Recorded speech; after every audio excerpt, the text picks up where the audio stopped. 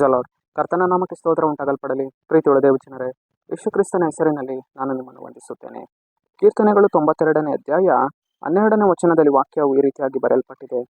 ನೀತಿವಂತರು ಖರ್ಜೂರದ ಮರದಂತೆ ಬೆಳೆಯುವರು, ಲೆಬನೋನಿನ ದೇವದಾರು ವೃಕ್ಷದ ಹಾಗೆ ವೃದ್ಧಿಯಾಗುವರು ಎಂದು ವಚನ ಬರೆಯಲ್ಪಟ್ಟಿದೆ. ಅಂದರೆ ಪ್ರೀತಿಯುಳ್ಳ ದೇವಜನರೇ, ಕರ್ತನ ರಕ್ತದಲ್ಲಿ ತೊಳೆಯಲ್ಪಟ್ಟಂತಹ ನಾವು ಇವತ್ತೇನಾಗಿದ್ದೇವೆ? ನೀತಿವಂತರಾಗಿ ಮಾರ್ಪಟ್ಟಿದ್ದೇವೆ. ಪ್ರೀತಿಯುಳ್ಳ ದೇವಜನರೇ, ಪಾಪದಲ್ಲಿ ನಡೆದು ಹೋಗ್ತಾ ಇದ್ದಂತಹ ನಮ್ಮನ್ನ, ದೋಷದ ಕಾರ್ಯದಲ್ಲಿ ನಡೆದು ಹೋಗ್ತಾ ಇದ್ದಂತಹ ನಮ್ಮನ್ನ ಕರ್ತನ ಆತ್ಮನು ಕರೆದು ನಮ್ಮನ್ನ ಪರಿಶುದ್ಧರನ್ನಾಗಿ ಮಾಡಿದ್ದಾನೆ, ನೀತಿವಂತರನ್ನಾಗಿ ಮಾಡಿದ್ದಾನೆ. ಅದೇ ವಚನ ಬರೆಯಲ್ಪಟ್ಟಿದೆ. ನೀತಿವಂತರು ಅವರು ಹೇಗೆ ಅಭಿವೃದ್ಧಿ ಆಗ್ತಾರೆ, ಅವರು ಹೇಗೆ ಬೆಳೀತಾರೆ ಅಂದರೆ ಖರ್ಜೂರದ ಮರದಂತೆ ಬೆಳೀತಾರೆ ಎಂದು ದೇವರ ಆತ್ಮನು ತನ್ನ ವಾಕ್ಯದ ಮೂಲಕ ನಮ್ಮನ್ನ ಈ ಮುಂಜಾನೆ ವೇಳೆಯಲ್ಲಿ ನಮ್ಮ ದೇವರು ನಮ್ಮನ್ನ ಬಲಪಡಿಸುವವರಾಗಿದ್ದಾರೆ.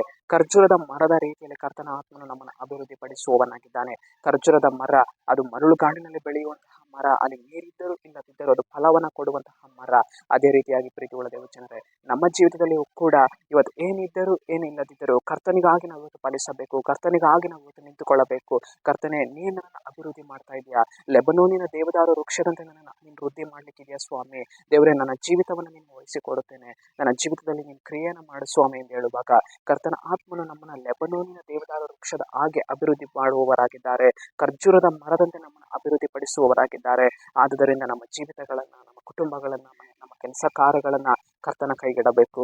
ಆಗ ನಾವು ಒಂದು ವೃದ್ಧಿಯನ್ನು ನೋಡುವವರಾಗಿದ್ದೇವೆ. ಸರಿ, ನಾವು ಪ್ರಾರ್ಥಿಸಿಕೊಳ್ಳೋಣ. ಅಪ್ಪ ಸ್ವಾಮಿ, ನಿಮಗೆ ಸ್ತೋತ್ರ ಕರ್ತನೆ.